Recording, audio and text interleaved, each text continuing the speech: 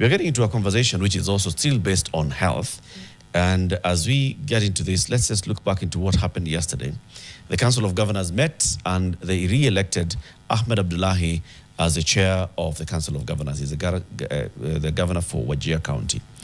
And in that press conversation, basically the governor and the council came out to say that they do not agree with reports that have come from the medical professionals that say that more than 130 babies have died in Kiambu County hospitals during the ongoing doctor strike, which is now in its 4th month. This remark by the Council of Governors, terming the report as pure mischief and false publication, sparked fury and demands from the Kenya Medical Practitioners, Pharmacists and Dentists Union, who are now demanding an apology, a retraction from the governors, immediate and meaningful engagement with the county government, independent investigations into this issue, and so on and so forth. Let's hear from what the Council of Governors Chair, Ahmed Abdullahi, said yesterday.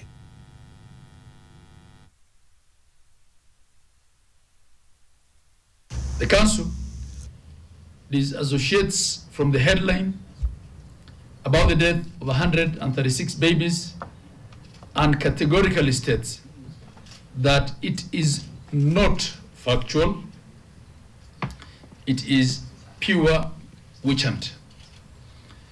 The health function in Kiambu is functional. Kiambu has doctors in all its facilities, and they are all on duty.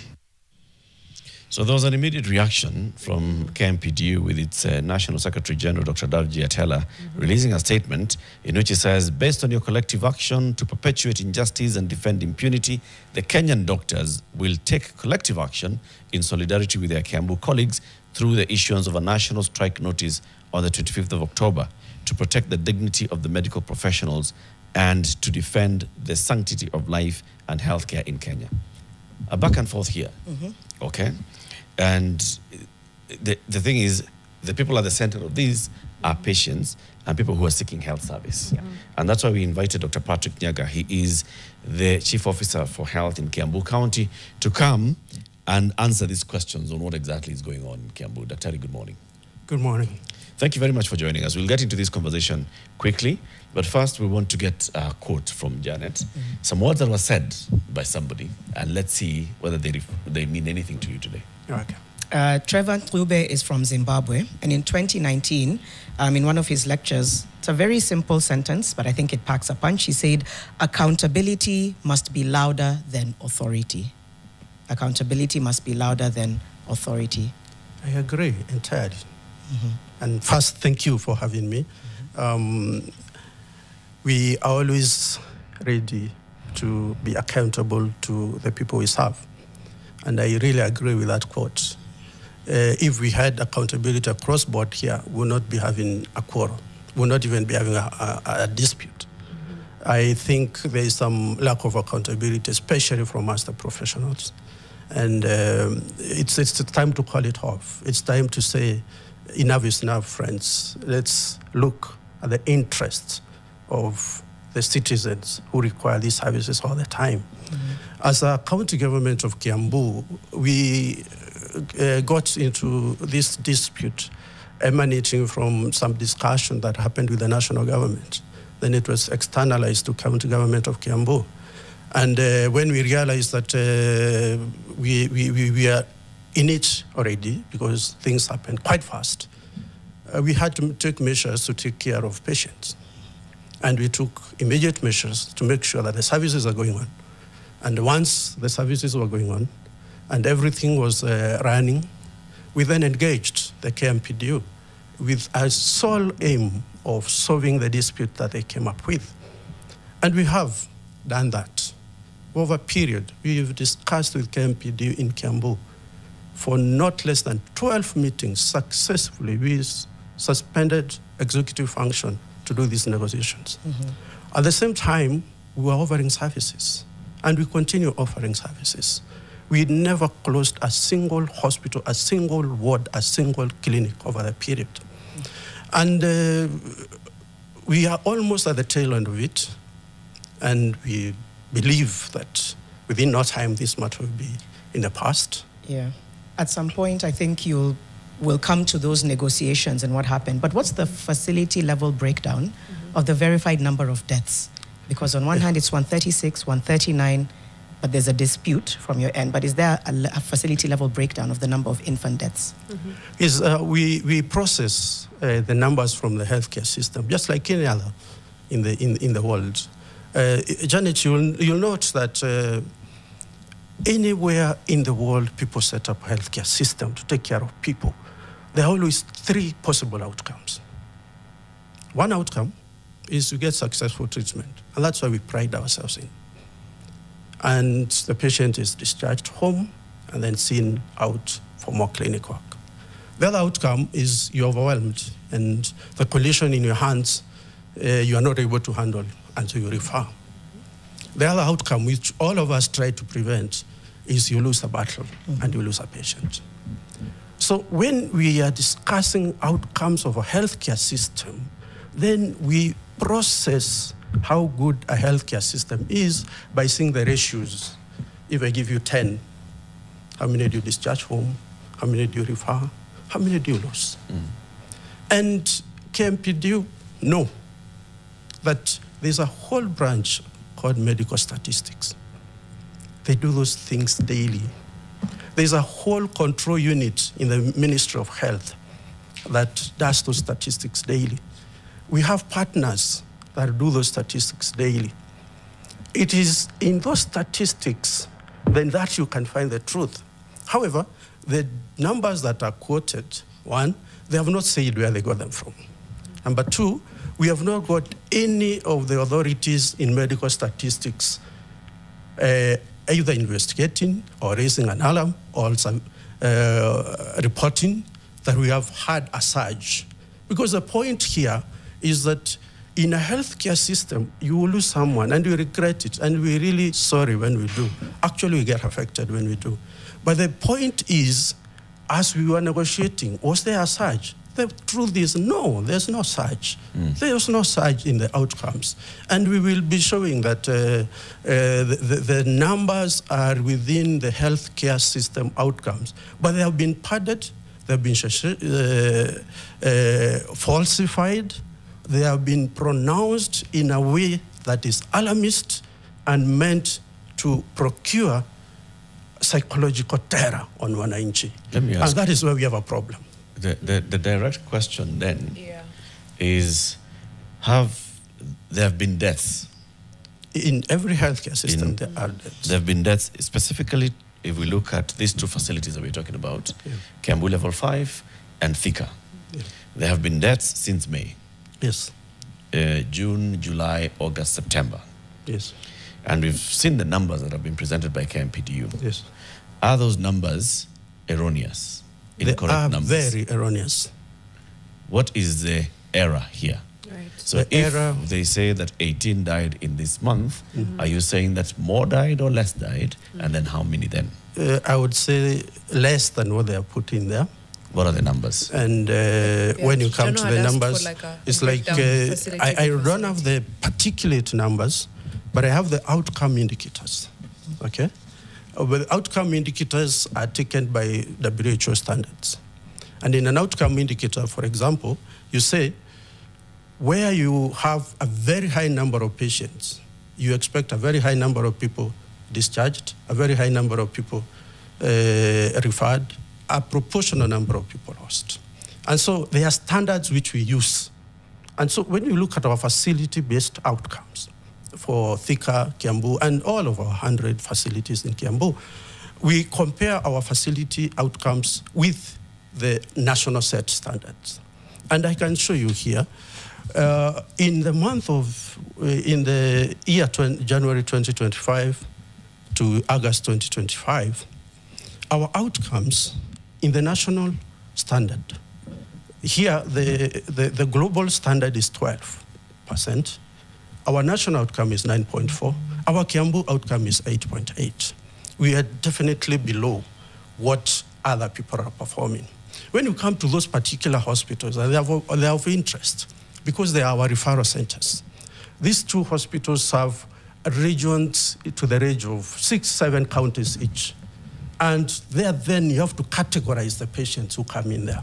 And that is why we don't want to dive into the statistics of death, because then that's a completely new conversation. But Dr. Unfortunately, that is the matter at hand. Okay? The public outcry is because of the number. Okay. 132, 136, 139. right? 139. There are more than 130 infants that have died in these two facilities in the last 4 months. And then the county government comes and says, no, that is not the number that have died. Nobody is disputing that, yes, any of these outcomes is possible. Treat, refer, go home, or unfortunately lose a life. Okay? Nobody is disputing that. The issue at dispute, what you're disputing, is the 130 plus. So what is your number? Because since they came out, you must have gone back to Kiambu and said, give me the records of Kiambu. The doctors are saying 18. In Kiambu, I'm saying 9.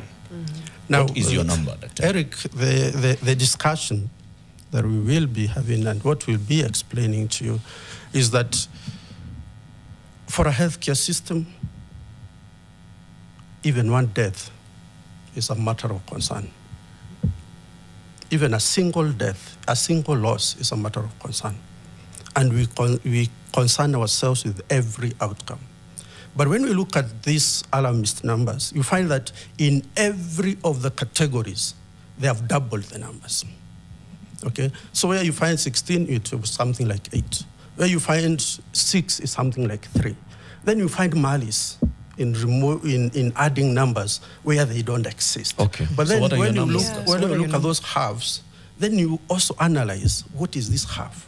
What is this 3? You realize this is a patient who actually came in dead. Okay, how many infant deaths have there been? Right, just give us actual numbers, because you do have access to the numbers from Kiambu level 5 and from Thika level 5. Counter numbers with numbers. See, this is, you're saying they're alarmist numbers, then give us the non-alarmist numbers. So you will find that I will need to refer to some document, but the numbers that we are dealing with at this point are definitely equal and similar to the numbers we had last year when we didn't have strikes. So the strike has no effect on the numbers. That's the first point. But I will give you the numbers.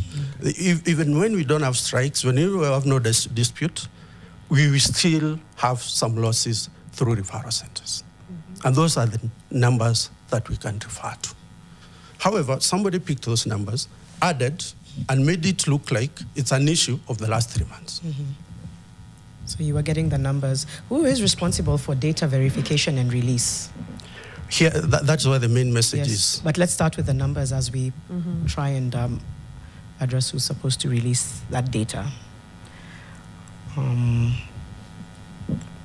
also when the public should be expecting these kinds of reports. I think it all ties in. Yeah. As he's searching the numbers, I know that there's certain clips that we can make reference to and come back. So Philip, if you're able to run Dr. Nyagah's clips and then those of KMPDU, hopefully when we come back we'll have the numbers as he responds to those clips. We are having operations going on. We are having clinics going on. We are having drugs supplied to the level of above 90% for all drugs available. We have all our hospitals open and operating. So when people go to Nairobi and create a picture of a health crisis in Kiambu, I would like to say, let's ask the patients. Let's ask the thousands of patients who have been treated in Kiambu hospitals in the last 24 hours. This is to say that the crisis is manufactured to attract attention to the issues that KMPDU is trying to push. I will want to say that the KMPDU strike is a matter that we have negotiated. Doctors have been on strike for 124 days, and this one does not seem to worry anybody in the administration. And for only 2 hospitals, in the month of September, we have lost 53 babies. And we have seen the residents of Kiambu wallowing with frustrations, crying along the streets, and people are actually dying. If you need an emergency care in Kiambu today, you will have to be transferred either by a broken ambulance or by any other means to get the care. We have seen these things in the news, and that's when the members of parliament react, that's when the Senate react. But we are telling you today, there's something that can be done. It is not right that because of the governor or the county government, people need to suffer. SRC gave a circular to the county governments some times back regarding review of the salary structure, and that is yet to be implemented. Despite our follow-ups as the individual unions, the county governments have refused to implement, while the Ministry of Health has done the same. Right. So we've had there from various players in the health sector, including Dr. Nyagah, who's right here with us, Dr. Atela, who is Secretary General KMPDU, Peterson Washira from the Kenya Union of Clinical Officers, and I'm missing one person, but again, we're still ping-ponging. And I think it's important then, like Jano asked, who verifies data as far as losses in facility, discharges, treatment, referral, and the loss of life in a facility, whether it's neonatal or any other kind. And it, again, numbers with numbers. If indeed these are alarmist statistics from the KMPDU, what are the real numbers? So I think we'll go back to Dr. Nyagah now to get the statistics as they are, according to you. Dr. Nyagah? Thank you. I'm still compiling the months of interest, but so far I can tell you from Thika that the numbers that they have given, September, they gave you 36. In our numbers, we had 11. You see, that is 3 times the numbers.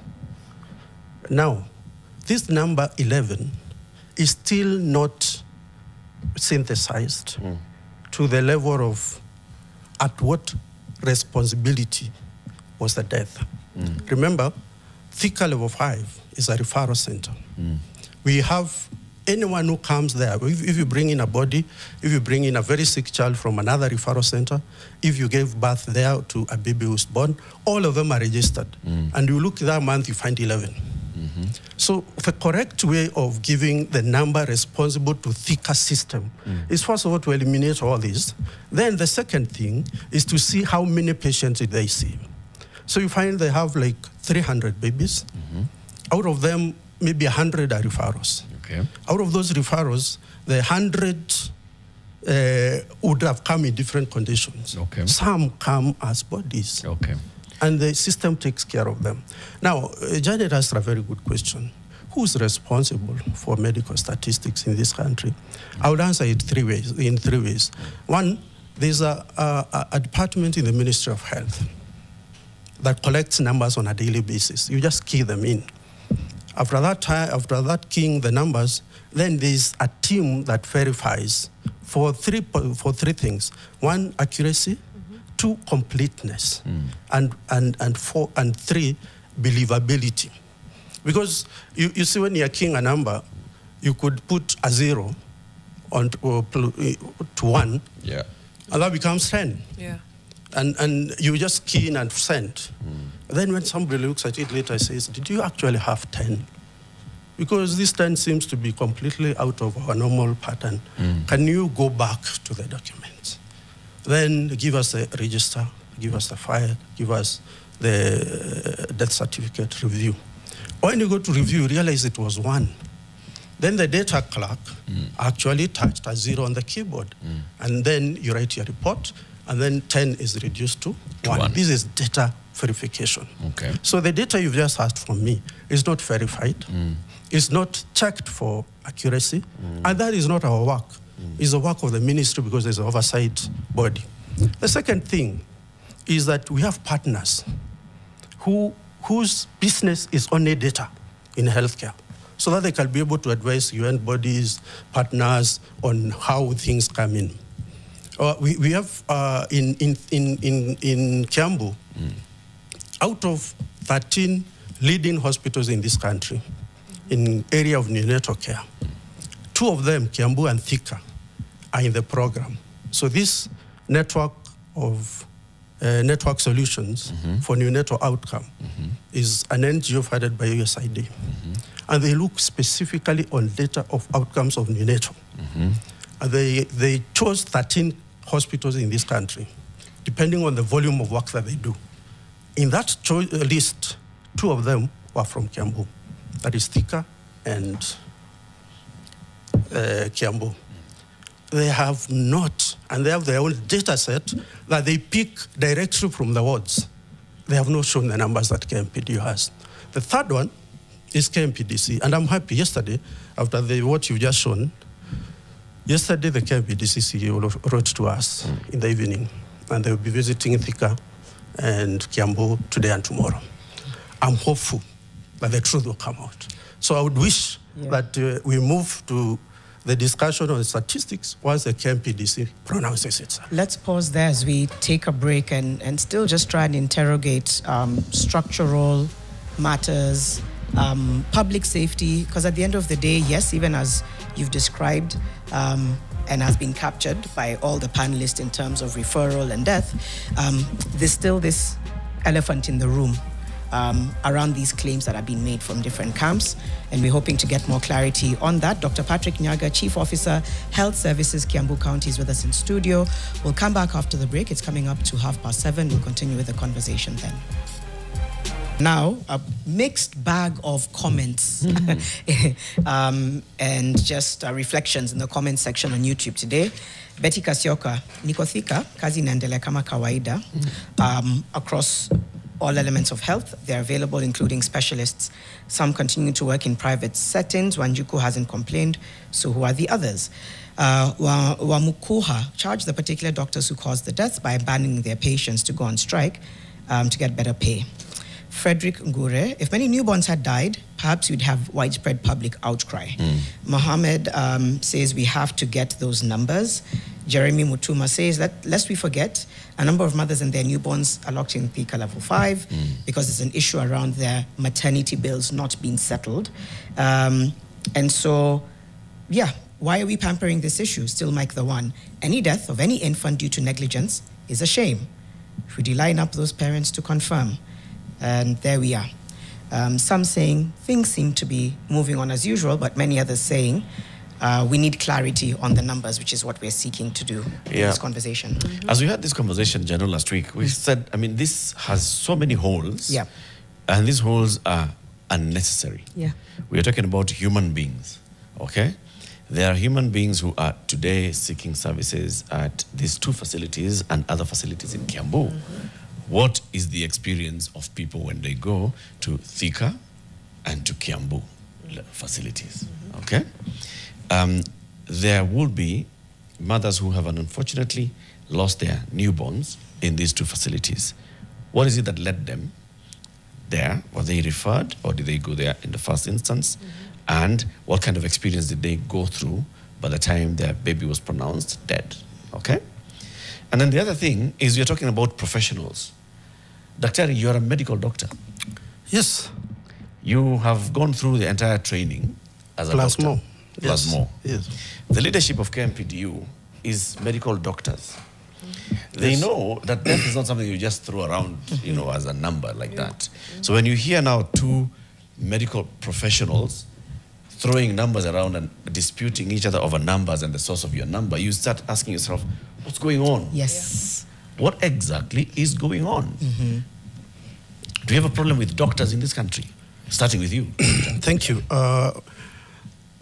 There is a problem with the medical profession at this moment. We have moved a little while. I've been in this field, this is my 3rd decade. And I've taught medical students, I've trained, I've worked in the wards, I've been an administrator, I've worked outside the country in other systems. and I have also studied our patterns. We have moved from the core of taking care of patients to first, we are trying to take care of patient first. Patient before self. Patient before life, before livelihood. Those principles have shifted. We've started to put ourselves first. We've started to put the patient in the back burner.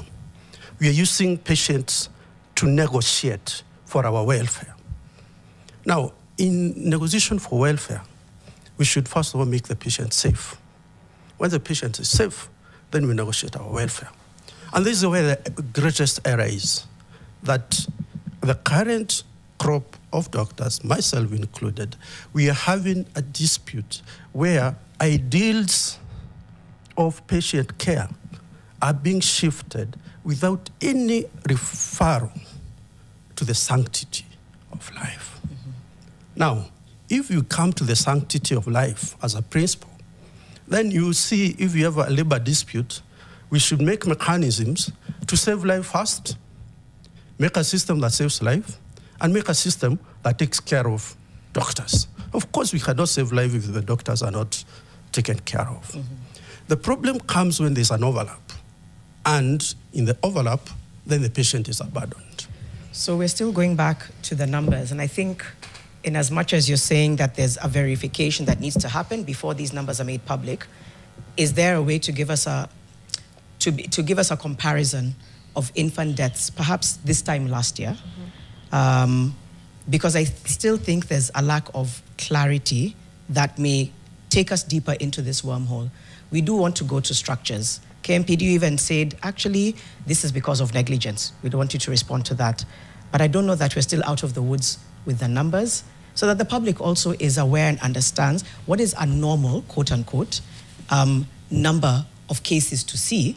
It's unfortunate, but what is a normal number of cases to see vis-a-vis what is abnormal? We still don't know that right now. The easiest way to refer to that, Janet, is to look at the international standards of healthcare systems, and you find a normal there. Mm-hmm. In the Sustainable Development Goals, neonatal outcomes is one of the targets. And births, live births this time, and when you hear live births, it means you have eliminated all the people who are born dead. You got a child who was live at birth, and then they died in a period after that. Across the world, the SDG sets that at 12 per 1,000. So this time, KMPDU said that some of these deaths were preventable. Now, that is where the issue comes in. In data verification is where you sort out, is this an issue of negligence? Is this an issue of inevitable death? Is this already a death? Because once it has happened, there's nothing you can do. And that is now where the statistics, analysis, believability, completeness, and come in to give you the correct number. I am saying that the whole national data is processed at the end of the year. So the most processed data would be back to 2024. However, because of automation and computer systems, both at the ministry, with our partners and in the hospitals, it is possible to keep on calculating that number. And that is what I was presenting earlier. That in that target, where the world targets 12 per 1,000 live deaths, in Kiambu, we are having 8 per 1,000 live deaths. Thank you. Just pause there. And I think it's important to note that's below global average, 8 per 1,000 deaths. And we'll talk about the use of technology, because I think that we don't need to be tabulating, you know, on the go when computers exist, right? We should be able to immediately tell that we've lost this life, we've referred to this one, we've done this, and this was the cause. Yeah, technology exists, but I want to speak to Dr. Bill Muriuki, I hope I've gotten his name correct. Yeah. Yes, who is the KMPDU Central Branch Secretary. He's on the phone with us to discuss these statistics and perhaps what the bone of contention is. Dr. Bill, good morning. Good morning, Mariam. It's good to hear your voice. Please tell us what the bone of contention is with these numbers. Exactly, because we're speaking to Dr. Nyagah here, and he seems to have variedly different figures. He's talking about the process for verification of data as well, how we arrive at those, and he's saying that in some cases, some of the numbers KMPDU has given are up to 3 times more than the actual mortality rates. Okay, first of all, morning, Janet Latif as well, and my senior colleague, Dr. Nyagah. I've been following the conversation, and anybody, I think, also following the conversation can see, like 45 minutes into the conversation, you can notice the chief doesn't have an answer to the question fundamentally. He seems to just have the right answer to the wrong question.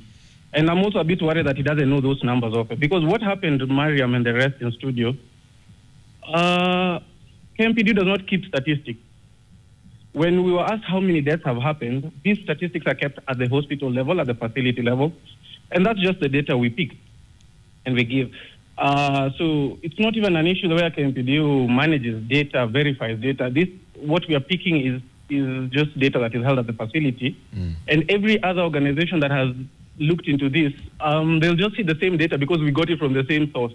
So, for example, when the National Intelligence Service was also looking into this, they just picked the files themselves. So they have case numbers to every dead child and mother. It's not an issue of where you're picking a random figure and trying to figure it out. Daily Nation actually is a newspaper that broke this story. And I think everybody in this conversation would agree Daily Nation is a paper of great repute. It wouldn't just publish numbers without any verification. And therefore, maybe what I'll just say is, when you get to a point where you cannot even agree on numbers, I think the best thing would be to get the families.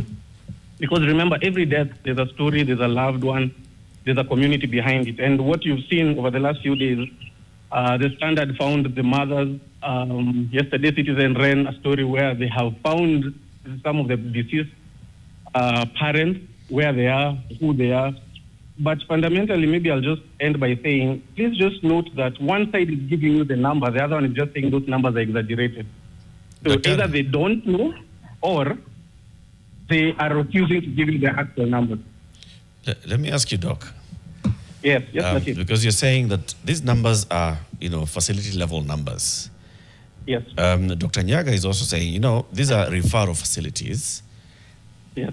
And you'll see people who have come here, either they're coming with a patient who is still alive, but in need of referral, or in some cases, the young infant will arrive here already dead.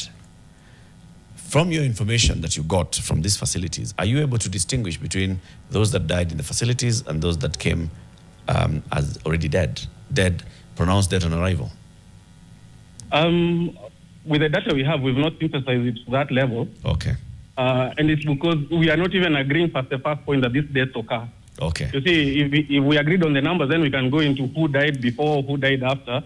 It's not a negotiation thing that you need to be agreeing on numbers. This is one thing you doctors have got to tell you.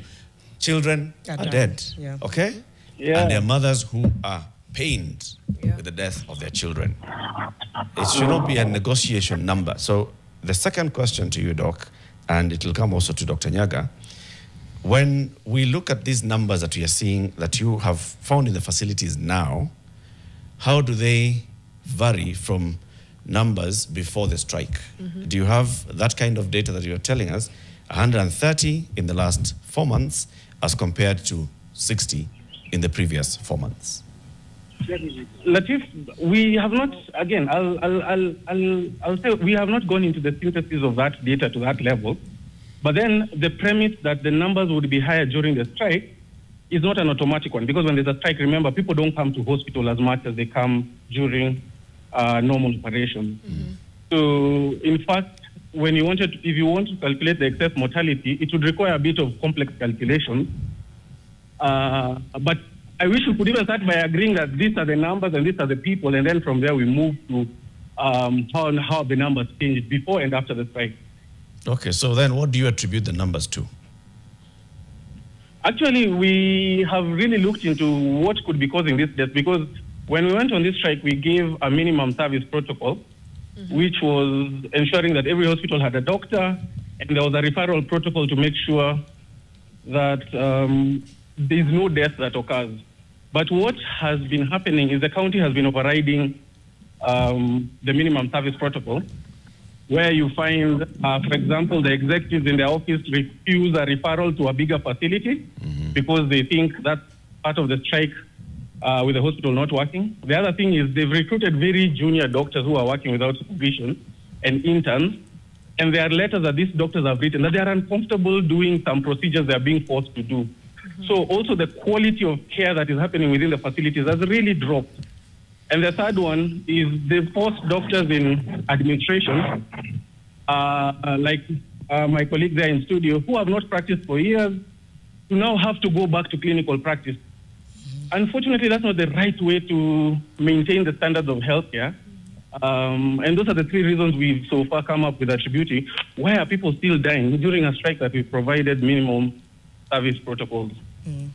Dr. Muriuki, just if you could answer just before we return to Dr. Nyagah, I wonder whether there are any advisories that are issued to hospitals on how admissions should be handled when strikes are ongoing, because I guess that's also a gap there. To the best of your knowledge, are there any, and are those directives followed or adhered to? Unfortunately, Janet, we are coming up we are in the process of building those things even as a country, because even the minimum service protocol, this is the first strike that we had to provide it. And when we took it to court, it was up to the court to decide whether it is adequate or not. So these are not standards or advisories that have been set in the past, but moving forward, maybe strikes such as this one in Kiambu will guide the development of official advisories, official protocols that will be happening during strikes. Yeah, but as of now, there is no official framework for management of health during industrial action in the country. Before we let you go, what's the fix from your end? How do we, because at the end of the day, as we discuss numbers, as we talk about future advisories and minimum service protocols, that's still minimum. And the Constitution does guarantee all Kenyans the highest possible attainable standard of healthcare, not the minimum. So what's the fix from your end as KMPDU? I think in this moment, the best thing would be maybe chief officer to, instead of going around station from studio station to, we just meet at the table, we finalize the agreement we have, we end the strike. I think that solves the problem as of now. I think KMPDU has consistently reiterated we are ready to end the strike as soon as we get an agreement and we end it. But in the larger picture of things, I think we just really need to relook at healthcare and how its politicization happens to coincide with a lot of mismanagement that forces the healthcare workers to take up their constitutionally given right to withdraw labor, to force public officials to do the right thing. I think if we fix it at that level, then there'll be no need of strikes ever again. Yeah, so that's how I'd see it, Mariam. All right. Thank you. Thank you, Dr. Bill. I'll ask Dr. Nyagah to respond. And of course, the politicization of healthcare in the country, I think, is top down, if we're being honest, from a ministry perspective, from a county perspective, even from the KMPDU and the KMPDC. It's unfortunately where we are at. But what's the fix, Dr. Nyagah? Thank you. Thank you. He has made quite some allegations. And I would really want to answer the question of what's a fix. But let me park what's a fix, because really that's my aim, to fix this thing. But there are things that KMPDU have admitted on that call. One, they have admitted they have not verified the data. Two, they have admitted that they do not have a department that deals with medical statistics. And three, they are admitting that they are very strong followers are not in the hospitals. They've admitted those things. They've also admitted that they are alluding to an increase because of the general things that should happen during a strike. Now, that's a fallacy. Actually, and that's the alarmist. I think he said the opposite of that. He You said expect the numbers to be lower. To be lower because fewer people visit hospitals during strikes. So I think Dr. Bill said the opposite of that. Not that there's higher numbers during a strike. Okay. Yeah. The issue is they expect the numbers of patients coming to the hospital to be lower during a strike. And this is where the misconception is. Because in this strike, particularly this strike, the numbers have not changed. In fact, in some hospitals, and I'm asking my people on the ground to send me the statistics, in some hospitals, the numbers have increased. I can name the hospitals for verification later. But from my own periodical following of what is happening on the ground, I can tell you a hospital like the one we have in Kabeta, Wangige, the numbers have doubled. In Kihara, the numbers are 75% more than during the strike. In Kiambu, the numbers are equal to pre-strike levels. In Thika, the numbers are slightly higher, like 10%. But I will give, because you need the particular numbers, I'm really asking my people to send me those numbers. But when we do management statistics, we use the derivatives, we use the totals, we use the trends. We do not go to the numbers the way they did. And in that case, when you go to the numbers, it's a formula that goes there. You can't say there are no protocols. There are protocols in handling medical statistics. I would ask even NTV, please look for people from KEMRI, look for people from NEST, look for people from the Ministry of Health, DHIS, Kenya Health Survey, and National Statistics here. The National Bureau of Statistics. There's a unit there that is medical statistics. These are the experts who can give you numbers because numbers is their daily bread. And they will show you Kiambu numbers. Even if you want 10 years, they have. And these are the people who can tell you. However, coming back to the strike, this strike is different. And that is where KMP is getting the pain. Because they called for a strike. Majority went with them. A number of those majority came back to work. The county hired. And there's a number that never went at all. So we ended up with a situation where there's a section that is on strike, led by KMPDU, pushed by a KMPDU, and there's a section that is working normally. And the patients have not raised any alarm. Before the KMPDU raised this thing, you never had patients. Previously, we've had issues, and patients come out. The best example was during COVID. I was still a manager by then, managing a hospital, not the county. And the numbers, the patients would come even to our homes. What we do? There was an outcry in the community about this thing that is harassing us. Anytime you have a mass accident, people cry. Dr. So what I'm Nyagah, saying is that the numbers have not changed. He's presenting a fallacy there. The numbers have not changed. In any case, our total numbers have increased, and we'll show that later. The other issue is keeping on hyping is that we hired junior doctors. Now, the person who decides how senior or a junior a doctor is KMPDC. All the people we hired, and we have the advert in the nation, in the month of November, we put in an advert there. We gave the qualification. For medical officers, we asked for 2 years of experience. For specialists, we asked for 4 years of experience. We got those people. Now, some of our consultants, the ones who have gone on strike, do not have 4 years of experience. We've hired people who are senior than them. On the junior doctor, you finish your 6 years or 5 years, depending on the system. You go for internship. You get registered. You are qualified. You go to KMPDC. You're given a certificate to practice for a certain period. No one was hired without a certificate to practice. There are no junior doctors. When you come to overriding hospital, this is a theory they want to bring up. Every hospital has protocols. Unfortunately, and it's really unfortunate, but most of the KMPDU leaders view themselves as alternative government for doctors. And being alternative government, they give the instructions. They don't follow protocols. They don't follow administrative circulars. They don't. They cause chaos for political whatever. So overriding hospitals, each hospital has a manager. What we do is provide resources. We do not override clinical decisions. In doctors in administration, me being one of them, I would want to say The doctors in administration are chosen from a lot of experience.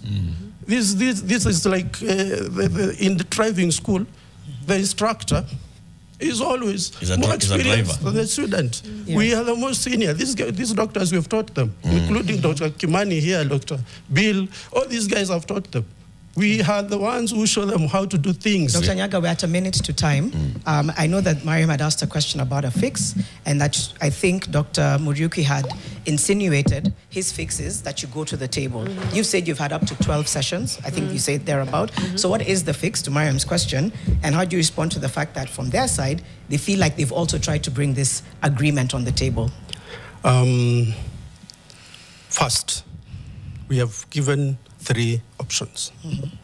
The first option, which is working at the moment, we've said to the membership of KMPDU, the ones who are on strike, even before negotiations are concluded, we are giving 2 assurances. You can come back to work, you are reinstated, you continue with work, and you will still get the benefits of negotiation. So that you don't have to stay at home awaiting some benefits that will be negotiated. That's the first fix. That to the general membership of doctors, go back to your stations, continue working where you are working, we will support you, we will pay you. When the negotiations are concluded, whatever we agree, we will get that benefit. The second fix is there are court matters. And they are the ones who have complicated. They have taken the county to court 4 times during negotiations. And in those court matters, they are raising exactly the same thing we are negotiating on the table. We have said, if you don't agree on what we are negotiating on the table, and you think the court will give you better, we will agree with the court. And when the court concludes, we agree, we will follow what the court says. That's the second option. The third option is that make a select committee for negotiations. And take your legal counsel to court. Then call off the strike. Tell the people, go back to work. We engage these guys at this level. Then whatever happens in court, award, we allow. Whatever happens with the select committee of negotiations, we will allow.